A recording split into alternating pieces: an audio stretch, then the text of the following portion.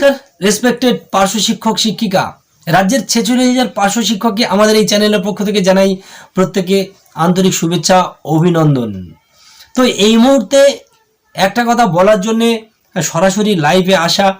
মূলত গত 24শে অক্টোবর পার্শ্ব শিক্ষকদের সমস্ত সংগঠন একত্রিত হয়ে জয়েন্ট ফোরাম তৈরি হলো এবং সেখানে রাজ্যের 46,000 পার্শ্ব শিক্ষক কিছুটা হলেও খুশির মুখ দেখেছিল, হাসির মুখ দেখেছিল যে এবার আমরা আমাদের লক্ষ্যে অর্থাৎ আমাদের দীর্ঘদিনের দাবি এই জয়েন্ট ফোরাম দ্বারা আমরা পেতে চলেছি বা পাব। তার কারণ বিগত দিনে বর্ষিয়ান নেতৃত্বরা বলছিলেন যে পার্শ্ব শিক্ষকরা একটা ছাতার তলায় আসুন এবং একত্রিতভাবে একটা দাবিপত্র মাননীয় মুখ্যমন্ত্রীর কাছে আপনারা দেন। আশা করি পার্শ্ব শিক্ষকদের সেই দাবি মানবেন। এরপরে যখন জয়েন্ট ফোরাম তৈরি হলো সেখান থেকে স্থির হলেন যে মাননীয় রমিউল ইসলাম মহাশয় তিনি আগামী 30শে নভেম্বর পর্যন্ত মুভমেন্ট করবেন এবং 30শে নভেম্বর পর্যন্ত পার্শ্ব শিক্ষকদের দাবি দাওয়া পূরণ করার লক্ষ্যে তিনি হাঁটবেন।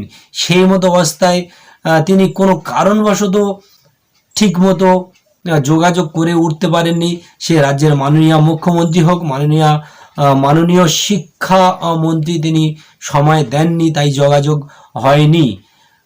গতকাল অর্থাৎ 25শে নভেম্বর সমস্ত জয়েন্ট ফোরামের নেতৃত্বরা আবারও বসলেন, কিন্তু সেখান থেকে একটা বার্তা জানা গেল, সোশ্যাল মিডিয়ায় ঘুরে বেড়াচ্ছে যে জয়েন্ট ফোরাম ইতিমধ্যে তেনারা ভেঙে ফেলতে চলেছেন। ভেঙে বলতে চলেছেন মানে অন্ধকারে রাখতে চাইছেন এবং নিজেদের সংগঠন নিয়ে নিজেরা আবারও নিজেদের মতো করে লড়তে চাইছেন। কিন্তু এখানে একটা বড় ভুল হবে। ঐক্যের শক্তি আর একার শক্তি দুটো সম্পূর্ণ আলাদা। আপনারা জ্ঞানী, আপনারা সামনের সারিতে আছেন, আপনারা প্রত্যেকেই জানেন। তবে একটা কথা বলবো, এই সরকার আগে কোনো দিন আন্দোলনকে প্রশ্রয় দেয়নি, আজও পর্যন্ত এই সরকার আন্দোলনকে প্রশ্রয় দেবে না। তাই আলাপ আলোচনার মধ্যে দিয়েই পার্শ্ব শিক্ষকদের দাবি পূরণ করতে হবে। যেখানে অন্যান্য চুক্তিভিত্তিক শিক্ষকরা বেতন বৃদ্ধি যে করেছেন এবং স্ল্যাব আকারে পেয়েছেন, সেটা এইভাবে আন্দোলন অনশন কিন্তু ওনাদের করতে হয়নি। যেটা পার্শ্ব শিক্ষকরা আজকের 20 বছর বহু আন্দোলন বহু অনশন করেছেন, কিন্তু লাভের লাভ কিছুই হয়নি।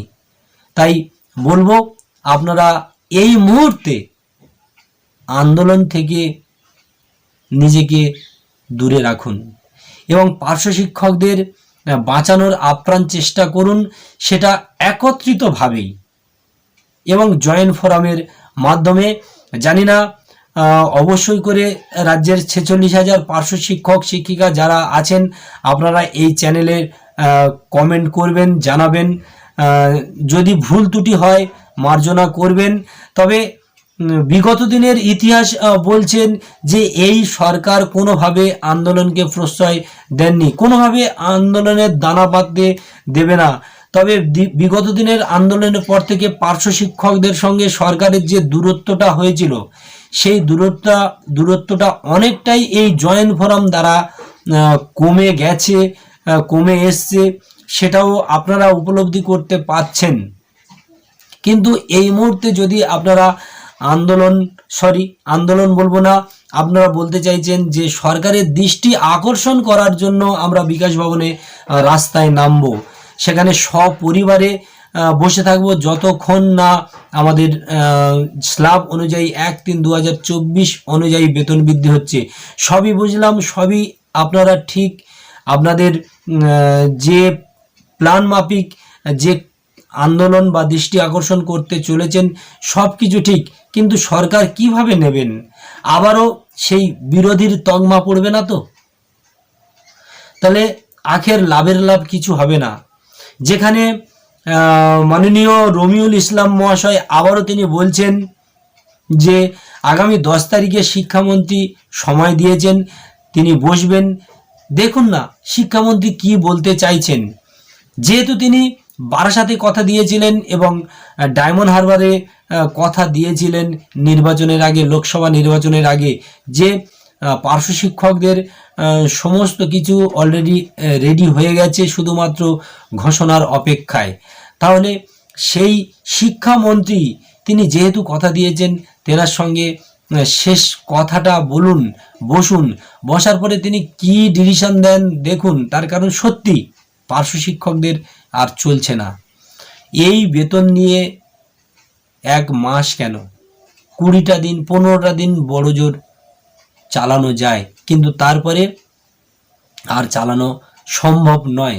সবটাই জানি, সবটাই বুঝতে পারছি। আমি নিজেও, আপনাদের যেমন কষ্ট হচ্ছে, আমার নিজেরও কষ্ট হচ্ছে। আমি এই মুহূর্তে দিনের বেলা স্কুল করার পরে রাতে আবার সিকিউরিটি গার্ডে কাজে যাই। সেখান থেকে 8,000 টাকা মাত্র দেয়, খুব বেশি এখানে সিকিউরিটি গার্ডের টাকা পাওয়া যায় না। তবে কিছু করার নেই।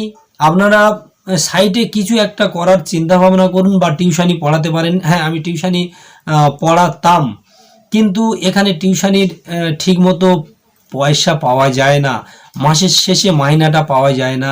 তার কারণ হলো ওই যে স্যারের তকমা, মাস্টারমশাইয়ের এত কিসের অভাব।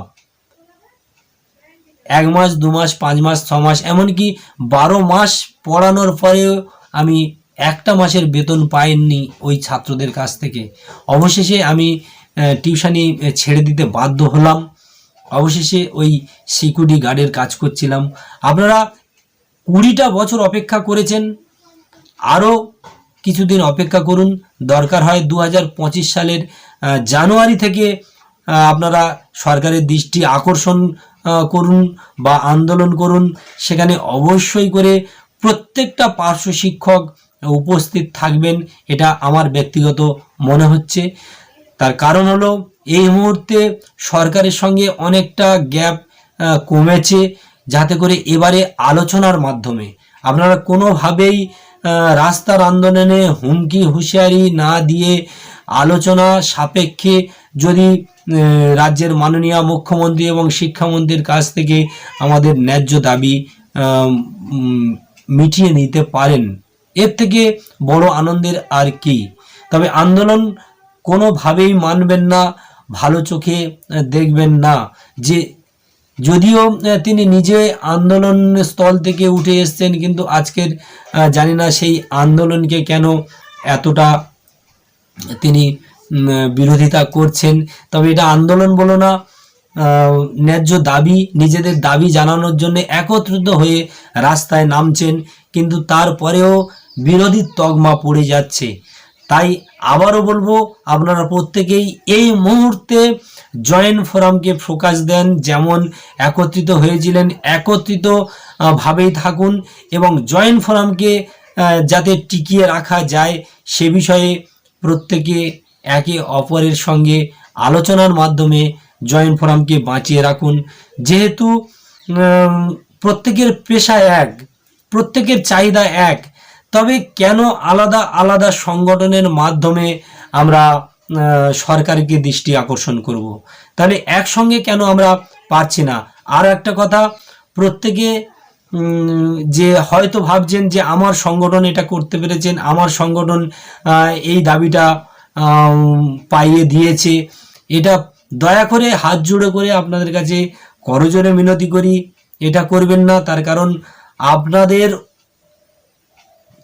পানে তাকিয়ে রয়েছে রাজ্যের 46,000 পার্শ্ব শিক্ষক।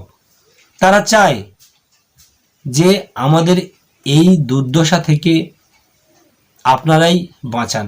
বিশেষ করে আমি বলবো আপনার গোপালবাবু, বর্ষিয়ান বহুদিনে, এবং শামীমবাবু, এনারা আছেন, এবং সমস্ত আমি এমনকি বলবো সঞ্জয়বাবু, ভগীরথবাবু এবং মনোরঞ্জনবাবু, প্রত্যেকেই আপনারা একত্রিতভাবে থাকুন, এবং একত্রিত হয়ে সরকারি সংগঠনের যে সমস্ত নেতৃত্ব রয়েছেন জয়েন্ট ফোরামের মধ্যে, প্রত্যেকে আলোচনা সাপেক্ষে এগিয়ে যান।